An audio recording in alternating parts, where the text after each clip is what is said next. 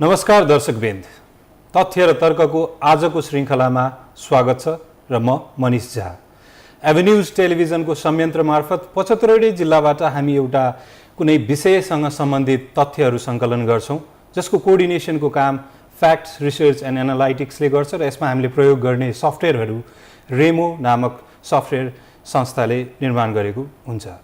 आज पनि हामीले समय सान्दर्भिक चर्चाको चुलीमा रहिरहेको एउटा विषयसँग केही त्योसँग सम्बन्धित तथ्यहरू सङ्कलन गरेका छौँ र त्यो सङ्कलित तथ्यहरूसँग सम्बन्धित केही तार्किक छलफल गर्न गइरहेका छौँ। आज पनि हामीले अन्य श्रृङ्खला जस्तै त्यो विषय त्यो क्षेत्रसँग सम्बन्धित एकजना विशेषज्ञ व्यक्तिलाई पाहुनाको रूपमा निम्त्याएका छौँ र आजको हाम्रो पाहुना हुनुहुन्छ श्री प्रचण्डमान श्रेष्ठज्यू। प्रचण्डजी, स्वागत छ कार्यक्रममा। धन्यवाद मनिषजी। प्रचण्डमान श्रेष्ठज्यू नेपाल टुरिज्म बोर्डको सिइओ र नेपालको अन्य मन्त्रालयहरूमा जिम्मेवार पदमा रहेर धेरै लामो समयसम्म उहाँको अनुभव रहेको छ र अहिले पनि नेपालमा टुरिज्मसँग पर्यटनसँग सम्बन्धित एकजना विशेषज्ञ व्यक्तिको रूपमा उहाँलाई हामी चिन्दछौँ र आज हामी नेपालमा पर्यटनको अवस्था कस्तो रहेको छ र अहिले हालको अवस्था र हालको चुनौतीहरूको बारेमा सङ्कलित केही तथ्यहरू र त्योसँग सम्बन्धित तार्किक छलफल गर्न गइरहेको छौँ। म सुरुमा हजुरलाई केही तथ्यहरू प्रस्तुत गर्न गइरहेको छु र त्योसँग सम्बन्धित हामी छलफल गरौँला र त्यसपछि हामीले सङ्कलित अन्य बुदाहरूमा जाउँला। नेपालमा पर्यटनको इतिहासको बारेमा छलफल गर्नुपर्दा सन् 1950 अघिसम्म नेपाल नियमित पर्यटकको लागि खुल्ला थिएन।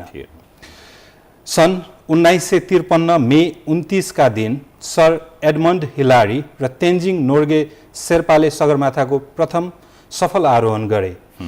विक्रम सम्वत 2016 सालमा तत्कालीन अधिराज कुमार हिमालय विक्रम शाहको अध्यक्षतामा पर्यटन बोर्डको स्थापना गरिएको हो। मनिषजी, यहाँनिर गर्न चाहन्छु, खास गरी नेपालको पर्यटन इतिहास हेर्दाखेरि यसको सुरुवात भएको खास गरी अन्तर्राष्ट्रिय पर्यटकको चाहिँ डिकेड अफ 50s हजुर सन् 1950 को दशकलाई मान्छौँ। कारण के भनेदेखि 1950 मा हाम्रो राष्ट्र विदेशीको लागि खुला भएको मात्रै नभएर संसारमा रहेको 8000 मिटरभन्दा अल्गा चुचुराहरूमध्ये पहिलो चुचुराको सफल आरोहण 1950 मा माउन्ट अन्नपूर्णको भएको थियो।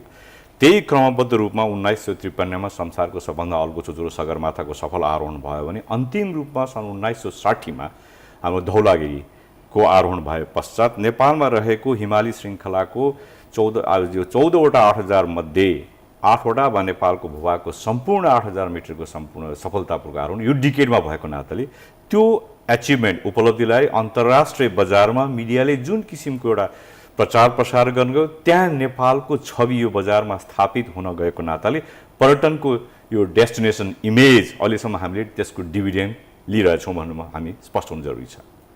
हजुर, साथसाथै विक्रम सम्वत 2018 सालमा सरकारले निर्माण तथा यातायात मन्त्रालय अन्तर्गत पर्यटन विभागको स्थापना गर्यो। भन्नाले 2018 सालसम्म पनि हामीसँग एउटा छुट्टै मन्त्रालय थिएन र त्यसपछि बल्ल त्यो कदम सुरु गरिएको हो। पर्यटन क्षेत्रको नियोजित तथा योजनाबद्ध विकास एवं प्रवर्धन गर्ने उद्देश्यले विक्रम सम्वत 2034 सालमा छुट्टै मन्त्रालयको रूपमा पर्यटन मन्त्रालयको स्थापना भएको हो। भनेपछि 34 सालमा बल्ल भएको भनेको अहिले हामी 28 वर्ष जस्तो भयो मन्त्रालय एउटा छुट्टै पर्यटन मन्त्रालयको स्थापना। के यो 28 वर्षको कार्यकाल सन्तोषजनक हामी एउटा विशेषज्ञ र हामी यो क्षेत्रसँग सम्बन्धित व्यक्तिको रूपमा कसरी विश्लेषण गर्छौँ? एउटा यतातिर ध्यान आकर्षण चाहन्छु, यो राष्ट्रमा पर्यटन विकास गर्ने राष्ट्रिय दृष्टिकोणको आधारमा यो संस्थागत विकास भएको हामी पाउँछौँ। पहिलो मैले भने डिकेड अफ 50s र 60s सम्म पनि हाम्रो अवधारणा थिएन। सर्वप्रथम जब एउटा पर्यटन बोर्ड खडा गरेर पर्यटन विकासबाट राष्ट्रलाई फाइदा हुन्छ भनेपछि पहिलो स्टेप त्यो हुन गयो। त्यही स्वरूप चाहिँ निर्माण यातायात मन्त्रालय अन्तर्गत विभाग खडा गर्नुको मतलब यसलाई कसरी हेर्नुपर्छ भने पर्यटन विकासको लागि पहिला पूर्वाधारको निर्माण गर्नु जरुरी छ भन्ने राष्ट्रले त्यसलाई अवधारणा लिएर पर्यटन विभाग छुट्टै सरकारी विभागको रूपमा यो मन्त्रालय अन्तर्गत राखेको हामी पाउँछौँ र त्यस पश्चात काम गर्दै जाँदाखेरि हाम्रो अभ्यासबाट के अनुभूति दियो भने पर्यटन विकास गर्नको लागि नीतिगत समन्वय र नीतिगत रूपमा यसको ठुलो आमूल परिवर्तन र एउटा पोलिसी फ्रेमवर्क नभइकन सम्भव छैन। खास गरिकन पर्यटन चाहिँ यो अन्तर क्षेत्रीय समन्वय एकीकरणको भूमिका चाहिने हुनाले 2034 मा आएर चाहिँ नीतिगत संरचनाको लागि मन्त्रालयको छुट्टै मन्त्रालयको परिकल्पना गरेर स्थापना भएको हामी पाउँछौँ। यो इतिहासले यो देखाउँछ। त्यसकारण यसबाट हामी के सिक्नुपर्छ भनेदेखि पर्यटन भनेको छुट्टै विधा हो वा होइन। एकातिर हामी हो भन्छौँ, अर्कोतिर विभिन्न विधाहरूको सम्मिश्रणमा चाहिँ अगाडि बढ्न सक्ने क्षेत्र हो। जस्तै यातायात क्षेत्र, एकोमोडेसन क्षेत्र, इन्टरटेनमेन्ट क्षेत्र, कल्चरल क्षेत्र, अब भनौँ यो हाम्रो नेचुरल रिसोर्सेसको प्रोटेक्सन क्षेत्र र जनताको ह्युमन रिसोर्सेसको चाहिँ क्यापेसिटीको आधारमा त्यसमा बिल्डअप हुने इन्डस्ट्रीको चाहिँ सप्लाई क्यापेसिटीको आधारमा यो क्षेत्र विकास हुन सक्छ, यसले देखाउँछ।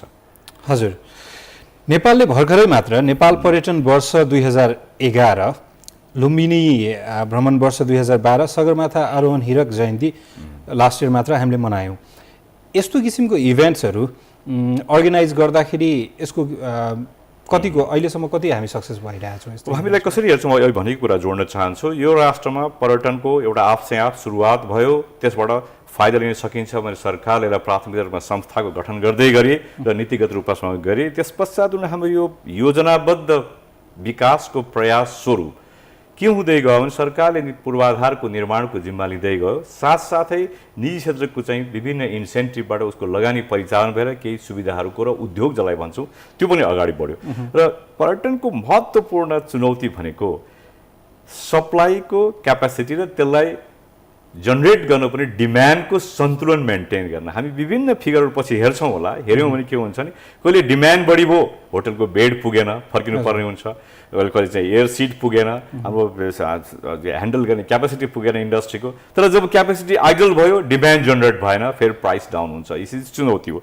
यसरी हेर्दाखेरि यो विभिन्न यो विशेष नेसनल क्याम्पेनहरू के को लागि तयार गरेको भने सप्लाई क्षमता भयो, डिमान्ड कम भएको अवस्थामा एउटा कम्पनी, एउटा इन्डस्ट्रीको एउटा पार्ट वर एजेन्सीले सक्दैन।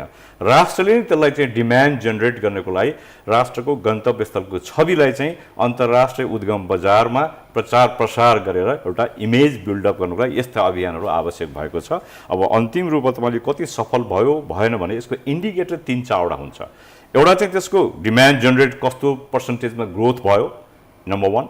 नम्बर 2, त्यो ग्रोथलाई ह्यान्डल गर्नुको लागि विदिन द कन्ट्रीको चाहिँ फेसिलिटेट इन्डस्ट्रीको क्यापेसिटी कति हदसम्म चाहिँ वृद्धि भए। अनि तेस्रो पक्ष भनेको आजकल चाहिँ यो ठाउँ जुन ठाउँमा उद्योगी र सरकारको मात्रै सहभागितालाई पुग्दैन, जहाँ गन्तव्य स्थल छ त्यसका समुदायहरू, सामान्य समुदायहरूले त्यो विकासलाई कसरी हेर्छन्, पोजिटिभ वा नेगेटिभ। र पोजिटिभ तब हुन्छ जब उनीहरूले पनि त्यसको प्रतिफल पाउन सकोस् भनेर। तसर्थ चाहिँ त्यो जनसमुदायको पर्यटनप्रतिको जागरण चाहिँ तेस्रो पक्ष हुन्छ। यो सबै अभियानको यो 3वटा पक्षमा आधारित भएर सञ्चालन भएको हामी पाउँछौँ। हजुर, नेपालमा 2013मा पर्यटनको सङ्ख्या हामीले 7,96,000 लगभग 8 लाखको हाराहारीमा आयो। प्रत्यक्ष रोजगारी 5,04,000ले पाएको छ पर्यटन क्षेत्रमा। पर्यटन क्षेत्रको आय 39.1 अर्बको रहेको छ। आन्तरिक पर्यटन खर्च 71.1 अर्ब देखिन्छ। कुल गृहस्थ उत्पादनमा जम्मा योगदान 45.3 अर्बको रूपमा हामीले पाएको छौँ अहिलेसम्म। कुल गृहस्थ उत्पादन प्रत्यक्ष योगदान गरेको चाहिँ 68.8 अर्बको रहेको छ। यो सङ्ख्याहरू हेर्दाखेरि, जस्तै पर्यटनकै सङ्ख्या हेर्दाखेरि हाम्रो टार्गेटभन्दा त अहिले हामी धेरै नै पछि छौँ अहिलेसम्म। यो जुन तथ्य हामीले प्रस्तुत गरेका छौँ यो एब्सोल्युट फिगरहरू हो, यसको आफ्नै अर्थ रहँदैन। यसलाई हामीले तुलनात्मक रूपमा हेर्नुपर्ने हुन्छ। जस्तै पर्यटक सङ्ख्या 7,96,000 झन्डै 8 लाख हुनु मतलब हामीले लक्ष्य एकपल्ट 2011 मा 10 लाख राख्यौँ। त्यो लक्ष्य आफ्नो ठाउँमा छ भने यो राम्रो हो वा होइन भन्ने विवादित गर्नुभन्दा पनि विगतमा हामीले गरेको प्रयासमा कसरी बढ्दै गयो र यो आँकडासम्म पुग्नको लागि भनेको जस्तै हाम्रो इन्डस्ट्रीको क्यापेसिटी टु ह्यान्डल, उसले क्वालिटी गर्ने, क्वालिटीको एउटा ग्यारेन्टी गर्ने, प्लस कम्युनिटीको एवेरनेस सबैमा सम्बन्धित हुन आउँछ।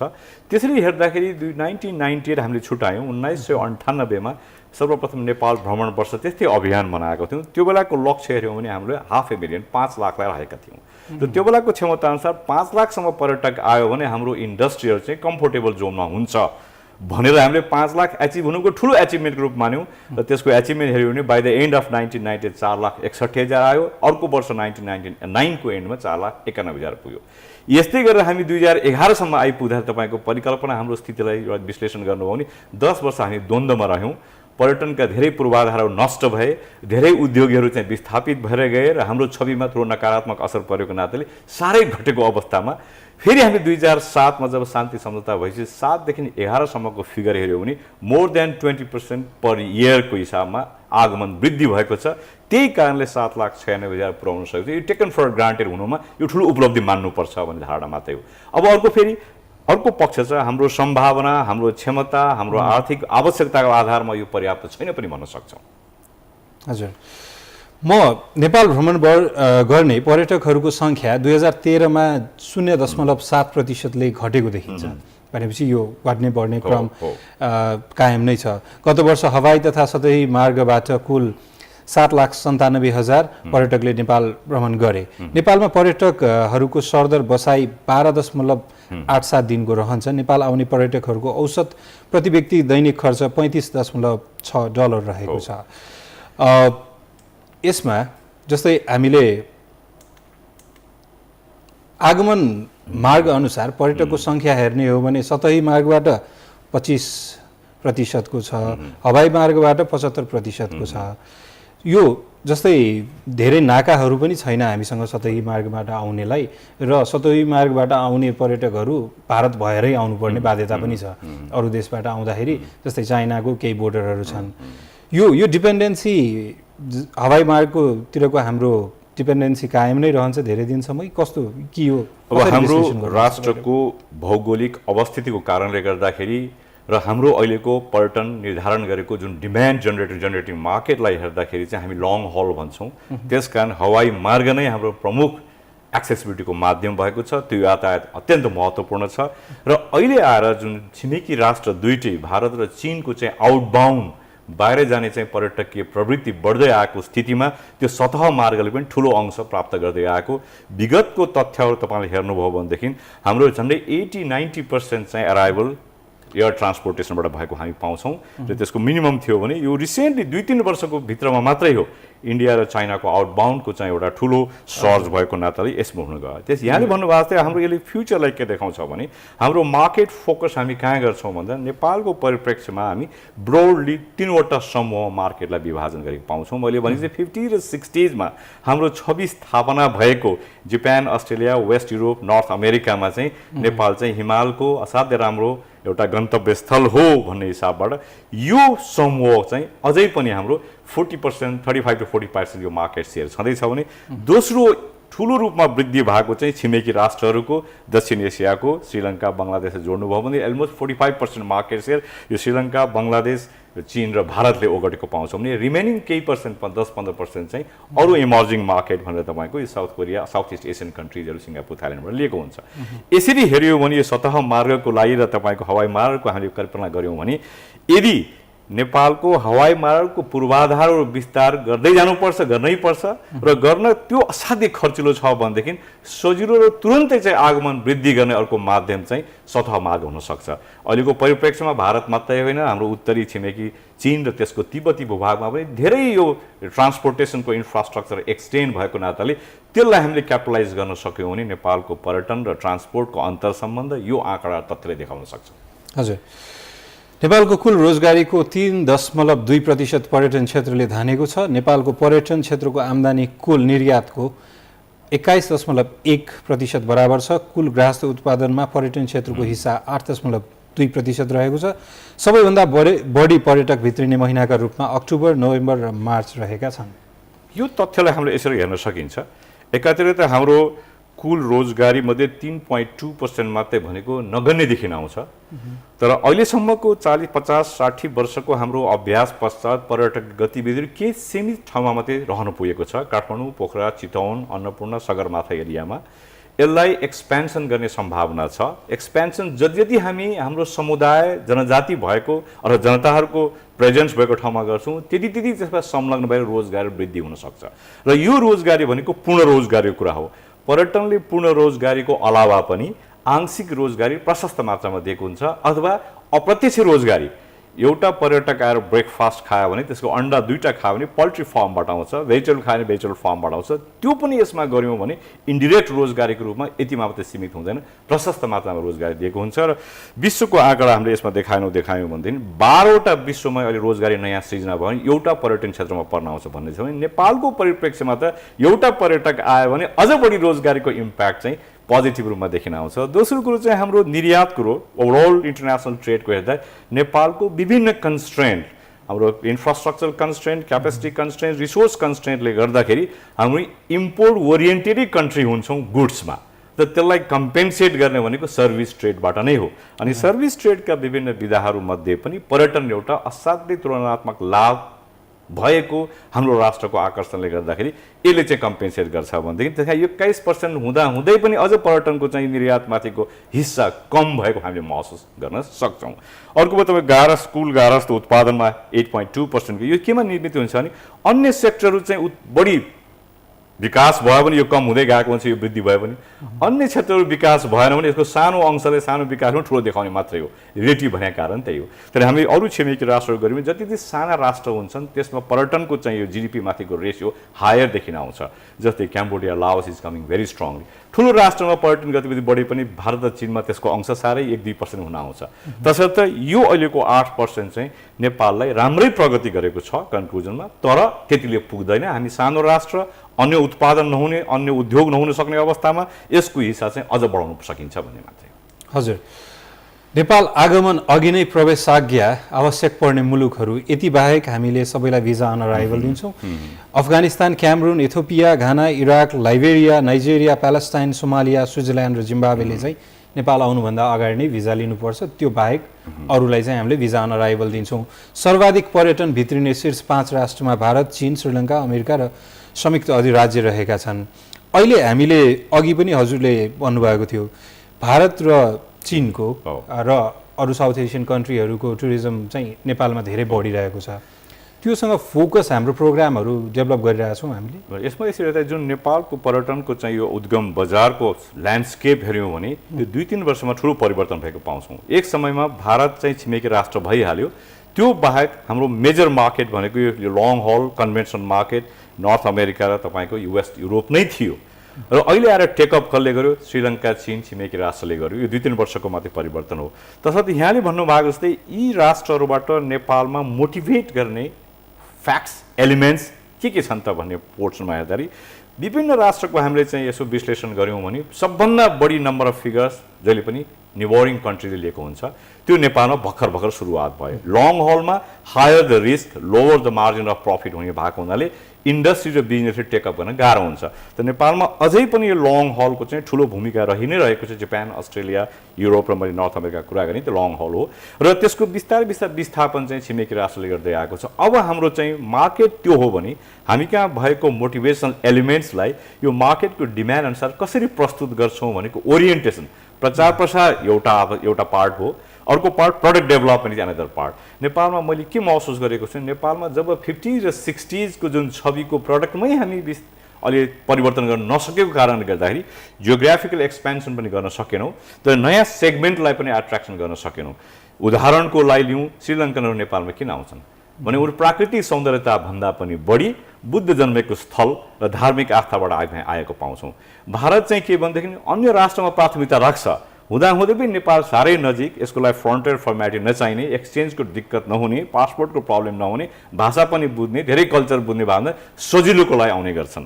तर हामीले आफ्नो चाहिँ फोकस गर्ने हो भनेदेखि यो चीन, भारत र नजिकको राष्ट्रलाई कुन प्रडक्ट डेभलप गरेर प्रस्तुत गर्छौँ र लङ हलको लागि के गर्छौँ, अरू इमर्जिङ न्यू मार्केटमा कसरी जान्छौँ भन्ने एक्सर्साइज चाहिँ यहाँले भन्नुभएको जस्तै अति महत्त्वपूर्ण छ। त्यो गरेपछि मात्रै अहिलेको सबै इकोनोमीमाथि कन्ट्रिब्युसनको तथ्याङ्कमा हामी परिवर्तन ल्याउन सक्छौँ। हजुर, अरू कुरा चाहिँ जस्तै भारत, चीन, श्रीलङ्का, यसमा हामीले पाकिस्तान, मालदिभ्स, बङ्गलादेश र अफगानिस्तान जोडिदिने हो भने त्यति जोडेपछि त विश्वको कुल जनसङ्ख्याको 40% त यति देशमै अटिएको छ भनेपछि हाम्रो टार्गेट मार्केट त 40% त हाम्रो नजिकै रहेका राष्ट्रहरूमा छन् भने त्यो त हामीलाई झन् एक्सेसेबल हो। जियोग्राफिकल फिजिकल प्रक्सिमिटी चाहिँ हो तपाईँले भन्नुभएको, तर इकोनोमिक प्रक्सिमिटी छैन। यहाँबाट मालदिभ्स जानु पर्यो भने कसरी जानु छ तपाईँ? ट्रेन छैन, तपाईँ आइदर ब्याङ्कक भएर अथवा दोहा भएर फ्लाइ गर्नु छ भने त्यो इन्डस्ट्रीले टुर प्याकेजको रूपमा व्यवसाय गर्नको लागि कस्ट इफेक्टिभ हुँदैन। त्यस कारण तपाईँ अफगानिस्तान भन्नुहोस्, पाकिस्तान भन्नुहोस्, मालदिभ्स भन्नुहोस्, त्यो पछाडि परेको कारण थियो। हामीले चाहिँ खालि जियोग्राफिकल र भौतिक फिजिकल प्रक्सिमिटीले काम गर्दैन, त्यसलाई इकोनोमिक प्रक्सिमिटीले काम गर्नुपर्ने हुन्छ। अर्को भुटानै सानो केस लिउँ न, भुटान धेरै नजिक हामीसँग छ, तर पनि त्यहाँबाट सृजना हुने र त्यहाँ हाम्रो आर्थिक क्रियाकलाप किन पछाडि परेको छौँ भनेदेखि इकोनोमिक प्रक्सिमिटी छैन। त्योभन्दा त बरु अमेरिका वा युरोपमा चाहिँ हाम्रो अरू इन्टरनेसनल एयरलाइन्सले चाहिँ इन्ट्रेस्ट देखाएको नाताले मोर क्लोजर भयो, बिजनेस हुन सक्यो। त्यस कारण मैले सुरुमै भनेको छु पर्यटनको विकास चाहिँ हामीले पूर्वाधारको विकासको गति जेमा छ त्योसँग अन्तर सम्बन्ध राख्छ, हाम्रो चाहनाले मात्रै काम गर्दैन। हजुर, नेपाल आउने पर्यटकहरूको उद्देश्य कस्तो रहने गरेको छ? जस्तै छुट्टी र आराम मनाउनको लागि 47% पर्यटक आउने गरेको छ, पदयात्रा र पर्वतारोहणको लागि 13%, व्यावसायिक प्रयोजनको लागि केवल 3%, तीर्थयात्राको लागि 14% र अन्यमा 23% रहेको देखिन्छ। यसरी नै हेर्दाखेरि उमेर अनुसार नेपालमा 15 वर्षभन्दा सानो उमेरको आउने सङ्ख्या धेरै कम देखिन्छ भने सबैभन्दा धेरै 31 देखि 45 वर्षसम्मको वा भनौँ 16 देखि 60 वर्षसम्मको उमेर समूहको व्यक्तिहरू चाहिँ पर्यटकको रूपमा आउने धेरै देखिन्छ। सो उनीहरूलाई फोकस गरेर नै हाम्रो डेभलपमेन्ट र प्रडक्ट डेभलप गऱ्यो भने त्यो राम्रो हुन्छ होला। अब हामी तपाईँलाई हामीले केही तथ्यहरू, केही अवधारणाहरू सङ्कलन गरेको थियौँ पब्लिक पोल स्ट्राटेजी अन्तर्गत, र त्यो मेथोडोलोजी अन्तर्गत हामीले केही 3वटा प्रश्न राखेको थियौँ र त्यो प्रश्नमा कस्तो अवधारणा आएको छ त्यो हजुरलाई देखाउन चाहन्छु म। के नेपालको राम्रो आर्थिक भविष्यको लागि पर्यटन महत्त्वपूर्ण छ भनेर राखेको थियौँ। वैकल्पिक उत्तरहरू रहेको थियो छ, छैन र भन्न सकिँदैन। यदि हजुरलाई यो प्रश्न सोधिएमा हजुरको उत्तर कुन हुन्थ्यो होला? म चाहिँ यस बट भन्ने चलनमा छु, छ तर किनभने महत्त्वपूर्ण यसको आर्थिक भविष्यको लागि हाम्रो सम्भावना मात्रै होइन, हाम्रो लागि बाध्य र कम्पलसरी सेक्टर हो, किनकि अरू सेक्टर हामीसँग छैन। तर त्यो छ भन्दैमा आफ हुँदैन, त्यसमा इन्टरभेन्सन चाहिन्छ, प्रयास चाहिन्छ, प्रोग्राम चाहिन्छ, एफोर्टहरू चाहिन्छ, त्यस कारण बट भनेको मात्रै हो। हेरौँ यसको अवधारणाहरू कसरी आएको छ। 67%ले भन्नुभएको छ, छैन 20%ले भन्नुभएको छ भने भन्न सकिन्न भनेर आफ्नो अवधारणा नदिने 13% हुनुहुन्छ। भनेपछि तपाईँ जस्तै एक्ज्याक्टली 67% भावना र हाम्रो धारणा ठ्याक्कै मिल्यो। यसमा 67% छ सम्भावना छ भन्नुको मतलब के हो भने नेपालको अर्थतन्त्रको मेरुदण्ड पर्यटन हुन सक्छ। त्यसको एउटै कारण हो, यहाँ पर्यटकीय मोटिभेसन आकर्षण गर्नको लागि आकर्षणका जुन एलिमेन्ट्सहरू छन्, tangible and intangible, culture, nature, people, whatever, त्यो यति डिभर्स छ जुनसुकै मार्केट सेगमेन्टमा पनि जान सकिने। अहिले तपाईँले देखाउनु भयो एज ग्रुप, अहिलेसम्म एज ग्रुपमा हामी कहाँ आएको हेऱ्यौँ भने यो इन्टरनेसनल ट्रेन्डमा मात्रै आधारित छ। हामी त्यो ट्रेन्डभन्दा बाहिर गएर पनि हाम्रो पर्यटकीय आकर्षण र रिसोर्सेसलाई प्रस्तुत गर्न सकिने सम्भावना भएको हुनाले यसको प्रशस्त मात्रामा सम्भावना छ भन्न चाहिँ सकिन्छ। तर बट चाहिँ किन भन्यौँ त, यो डेभलपमेन्ट अफ 4 A's भन्छ। फर्स्ट ए एट्र्याक्सन त छ, त्यो एट्र्याक्सनलाई टुर प्रडक्टमा टर्न गर्ने क्षमता। सेकेन्ड ए एक्सेसिबिलिटीको जुन हामीले भयौँ, हवाई यातायात, सतह मार्गको यातायातको अपग्रेडेसन र एक्सपेन्सनको च्यालेन्ज चुनौती। तेस्रो ए त्यहाँ आइसकेपछि बस्नको लागि विभिन्न सेगमेन्ट्स र आवश्यकता अनुसार विभिन्न पकेट साइज अनुसार चाहिने एकोमोडेसन्सका प्रोभिजन्सहरूको लगानी। र चौथो ए सामान्य त्यहाँ वरिपरिको समुदायले आर्थिक प्रतिफल गर्न सक्ने गतिविधिको क्षमता र एवेरनेस। यो 3टा एमा अझ हामी पछाडि छौँ। त्यसकारण फर्स्ट ए को सम्भावना छ, बट भन्नुको 3टा ए को लागि प्रयास अति महत्त्वपूर्ण छ भन्ने मात्रै हो। हजुर, हाम्रो दोस्रो प्रश्न रहेको थियो के पर्यटन क्षेत्रको हालसम्मको विकास पर्याप्त रहेको छ, छैन, थाहा भएन। हजुरको उत्तर के हुन्थ्यो? मेरो उत्तर चाहिँ के भनेदेखि जुन विकास भएको छ त्यो सन्तोषजनक छ, तर सम्भावनाको तुलनामा साह्रै कमी छ। हजुर, यसरी हामी आउन सक्छौँ। सम्भावना प्रशस्त छ, एचिभमेन्ट त्यतिको तुलनामा कम छ। तर अन्य जुन राष्ट्रको आर्थिक क्षेत्र हेऱ्यौँ भनेदेखि पर्यटन त राम्रोसँग विकास भएको देखिन्छ, निजी क्षेत्रको लगानी राम्रोसँग परिचालन भएको देखिन्छ, जनताले पर्यटनलाई बुझ्न सकेको छ, जसले पनि माग गरेको छ म कहाँ पर्यटन आइदियो हुन्छ मेरो गाउँमा भन्ने खालको धारणा पनि सृजना भएको छ। हजुर, थाहा भएन भनेर 15%ले भन्नुभएको छ, छैन भनेर असन्तुष्टि चाहिँ हजुरले देखाउनु भएको जस्तै 65%ले भन्नुभएको छ भने केवल 20%ले मात्र अहिलेसम्म सन्तुष्टि देखाउनु भएको छ। भनेपछि यसले चाहिँ अहिले भनेको स्टेटमेन्टलाई सपोर्ट गर्छ। धेरै जनताहरू पर्यटनप्रति सजग भइसकेको छ, त्यसकारण सम्भावना छ। त्यो सम्भावना अनुसारको प्रगति सन्तोषजनक छैन, तसर्थ गर्न बाँकी एफोर्ट्सहरू असाध्य मात्रामा छन् भने यसले इन्डिकेट गर्छ 65%ले चाहिँ सन्तोषजनक छैन भने त नेपालको अर्थतन्त्र र भविष्यको लागि पर्यटन बाहेक विकल्प छैन भने हाम्रो पुरानो स्टेटमेन्टलाई फुल्ली जनताले सपोर्ट देखिन्छ। हजुर, हाम्रो तेस्रो प्रश्न रहेको थियो पर्याप्त विकास तथा वातावरण बन्न नसक्नुको कारण यो बन्न सकेको छैन भनेर 65%ले अघिल्लो प्रश्नमा भनिसक्नु भएको छ। पर्याप्त विकास तथा वातावरण बन्न नसक्नुको प्रमुख कारण के होला? सरकारको प्राथमिकतामा नपर्नु, यस क्षेत्रको उद्यमीको असक्षमता, पर्यटन बोर्डमा राजनीति, घट्दो साख, यो क्षेत्रको क्रेडिबिलिटीमै क्वेसन आउन थालिसक्यो भन्ने हजुरको उत्तर के हुन्थ्यो? मेरो आशमा हेर्दाखेरि चाहिँ यहाँले भन्नुभयो पहिलो सरकारको प्राथमिकता भन्नुपर्ने भन्नुभएको छ नि। अहिले हामीले प्रश्न के उठेको छ नि त्यो प्राथमिकता भनेको के हो भनेर चाहिँ स्पष्ट हुन नसक्नुमा अथवा भनौँ पर्यटन मन्त्रालय गठन गरेर मन्त्री स्तरीय निकायको नेतृत्व गरेको प्राथमिकता हो एकातिर, दोस्रो कुरो पर्यटन क्षेत्रमा सरकारले चाहिँ वार्षिक रूपमा जुन लगानी गरेको छ अन्य क्षेत्रको तुलनामा साह्रै कम भएको हुनाले लगानीको इन्डिकेटर लियौँ भने प्राथमिकता परेको देखिन आएन। अनि तेस्रो कुरो हेऱ्यौँ भनेदेखि यो प्राथमिकता भनेपछि अन्य क्षेत्रलाई नदिएको सुविधा पनि यसमा लगानीलाई दिएको छ त? बिल्कुलै छैन। तसर्थ त्यो प्राथमिकताको निश्चित मापदण्ड स्पष्ट नभएको कारणले हामी पछाडि परेको एउटा कारण भन्न सक्छौँ। दोस्रो चाहिँ के भने हाम्रो विगत 2007 सालदेखि के हेऱ्यौँ भने यहाँ राजनीतिक परिवर्तनहरू साढे 10-12 वर्षमा आउँदै गरेको पाउँछौँ। 7 साल, 17 साल, 36 साल, 46 साल, अहिले 62 साल। त्यहाँ यो साह्रै क्षणिक छोटो समय परिवर्तन भएको नाताले राष्ट्रको इन्स्टेबिलिटीको चाहिँ इम्प्लिकेसन्स, त्यसको चाहिँ रिजल्ट डेमोन्स्ट्रेसन यसमा हुन गएको छ। त्यहाँ घट्दो साख भन्नुको मतलब त्यो साख घटेको त होइन, तर अस्थिरताले गर्दाखेरि आउन चाहेको मान्छे, लगानी गर्न चाहेको व्यवसायीले पनि वातावरण सिर्जना नभएको रूपमा हामीले महत्त्वपूर्ण लिनुपर्छ। हजुर, यसको उत्तर रहेको छ सरकारको प्राथमिकतामा नपर्नुमा 25% को अवधारणा रहेको छ।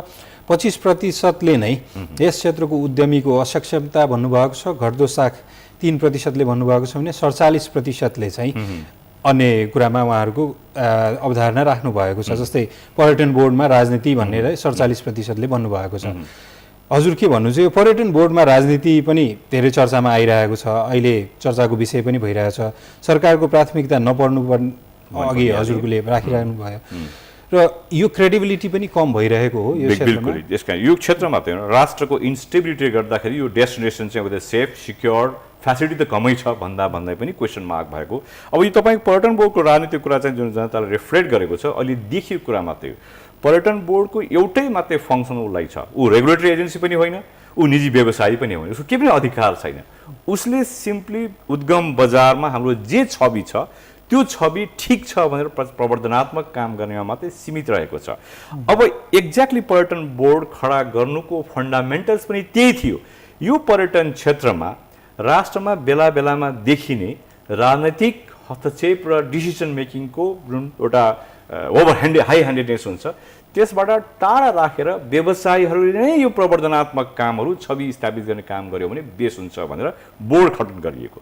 तर त्यसमा केही ल्याप्सेसहरू भएका छन्। पर्यटन व्यवसायी भन्नाले को हो त स्पष्ट नभएको कारणले यो राजनीतिक हस्तक्षेप गर्नेहरूले के गर्न थाल्छन् भनेदेखि पर्यटन व्यवसायीकै नाममा हस्तक्षेप गर्न प्रयास गरेपछि खुद व्यवसायहरूको इन्ट्रेस्ट त्यहाँ रिप्रेजेन्ट नभएको कारणले गर्दाखेरि अहिलेको परिणति हुन आएको छ। मैले हिजो अस्ति पनि भन्ने गरेको छु, पर्यटन बोर्डमा चाहिँ जुन व्यवसायलाई एउटा अधिकार र स्वामित्व दिएको छ व्यवसायहरू सङ्गठित हुन सकेन, व्यवसायले आफ्नो आवाजबाट स्वामित्व लिन सकेन, त्यस कारणको परिणति हो। अबको अहिलेको पोइन्टमा एउटा आवाज उठ्न थालेको छ पर्यटन बोर्डमा भएन, त्यस कारण पर्यटन बोर्डमा राजनीतिबाट टाढा लैजाने अवधारणा राजनीतिक परिवर्तन भइरहन्छ, देशमा परिवर्तन भइरहन्छ, त व्यावसायिक रूपमा हामी अगाडि बढ्छौँ भन्ने अवधारणामा अवस्थित भावनाले यसलाई राजनीतिबाट टाढा राख्नुपर्छ र व्यावसायिकहरूको हितमा उसले आफै सञ्चालन गर्ने, कसरी छवि स्थापित गर्ने, कसरी प्रबन्धन गर्ने, कसरी रिसोर्स मोबिलाइज गर्ने, कहाँनिर के गर्ने भन्ने निर्णयकर्ता पूर्ण रूपमा उसलाई दिनुपर्छ भन्ने मात्रै हामी भन्न सक्छौँ अहिलेको स्थितिलाई। हजुर, आजको कार्यक्रममा उपस्थित भएर हामीलाई तार्किक छलफलमा सहयोग पुर्याइदिनु भएकोमा धन्यवाद।